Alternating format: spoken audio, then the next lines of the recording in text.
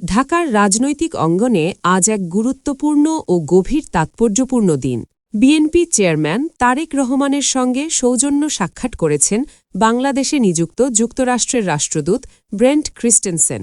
আজ সোমবার বিকেল ৪টার কিছু আগে রাজধানীর গুলশানে বিএনপির চেয়ারম্যানের কার্যালয়ে এই সাক্ষাৎ অনুষ্ঠিত হয়। দেশের রাজনীতি যখন এক সন্ধিক্ষণে, ঠিক সেই মুহূর্তে এই বৈঠক নতুন করে আলোচনার জন্ম দিয়েছে।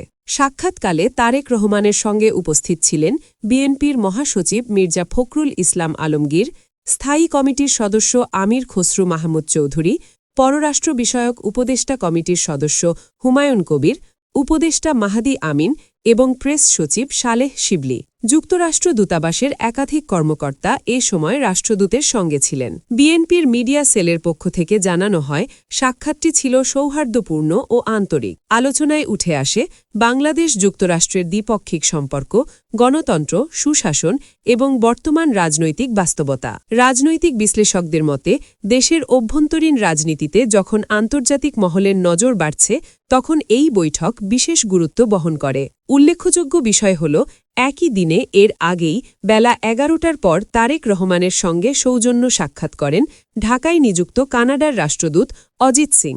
একই দিনে দুটি প্রভাবশালী পশ্চিমা দেশের রাষ্ট্রদূতের সঙ্গে বৈঠককে অনেকেই কূটনৈতিক বার্তা হিসেবে দেখছেন। সব মিলিয়ে তারেক রহমানকে ঘিরে আন্তর্জাতিক কূটনৈতিক তৎপরতা দেশের রাজনীতিতে নতুন মাত্রা যোগ করছে বলেই মনে করছেন সংশ্লিষ্টরা।